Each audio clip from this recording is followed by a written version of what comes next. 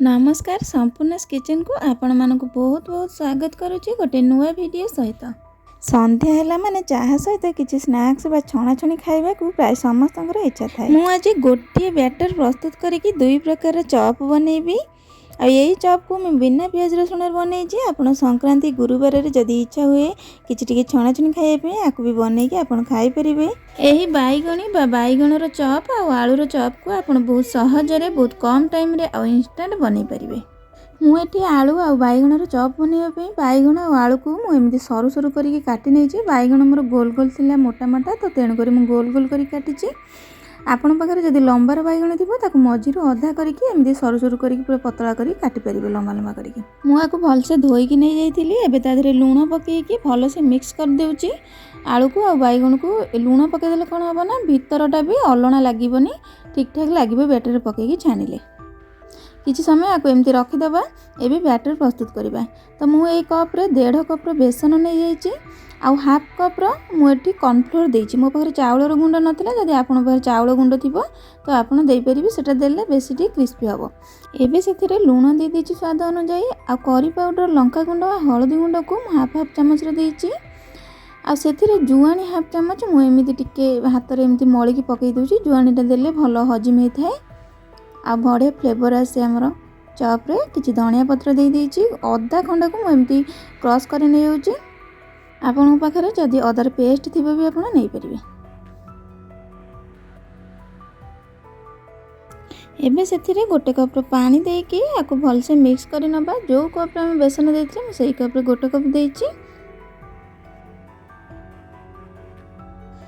Batter एबे मोटा अछि तो मु आउ अल्प देकी आउ 2-3 चम्मच खंड देकी भलसे मिक्स कर नउछि।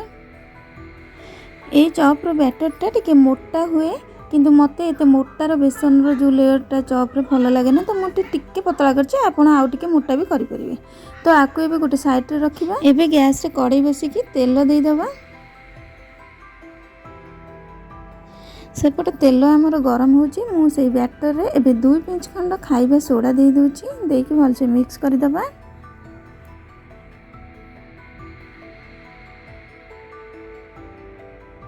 एबे मु तेल रे अल्प टिके से बैटर को पक्के देखुची गरम है कि नहीं। देखो गरम हो गलानी। एबे हमें बैगणी को छाणिबा। एबे बैगण को बैटर रे एपट सेपट करके पूरा जमती पूरा कोट हो जिबा हमर बैटर सेमिति करके नेकी तेल रे पकेइबा।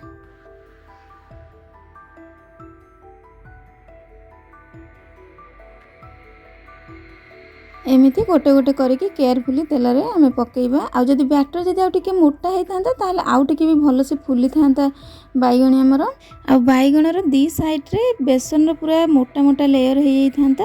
आ ये बैगण भी टिके टिके जो देखा जाउची से भी देखा जाई न थांता। थरे छाणिला पर बैगण पकईकी तो बैटर आउ टिके भी पतला हो जाए कहीं पानी अंश गला पर बैटर को टिके पतला हो जाए। तो मु आउ टिके एठी बेसन देके आउ टिके गोळे दोछि ना अधिक पतला हो जाई थांता। तो आउ टिके मोटा करिया पे आउ टिके पकईकी मु एठी गोळे नोछि। आ से बैगणी को देखंतु भलो से हमर छाणी हो गेलानी पूरा क्रिस्पी हेकी। एबे ताको काढी दबा।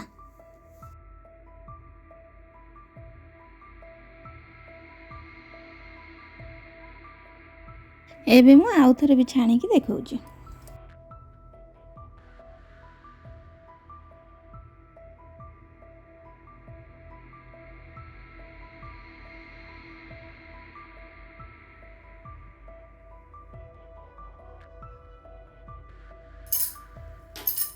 देखंतु एटी बैगणी केते क्रिस्पी हेछि। ऊपर क्रिस्पी आ भीतर नरम। एबे मु आलू को पकेइकी भी सही बळे छाणी दोछि।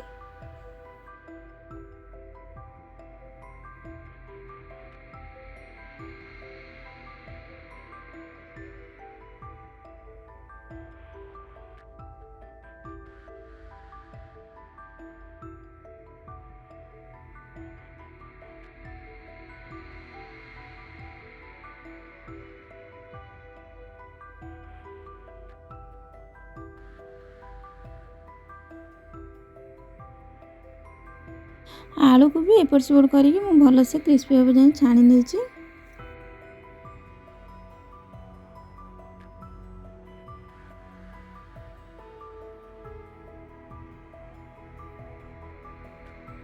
ଏବେ ମୁଁ ସବୁଯାକ ଛାଣିକି ନେଇ ଆସିଛି। ଦେଖନ୍ତୁ ଦେଖିଲା ବେଳକୁ କେତେ ଫୁଲା ଫୁଲା ବଢ଼ିଆ ଦେଖାହେଉଛି ନା, ଖାଇବାକୁ ଇଚ୍ଛା ହେଉଛି ନା।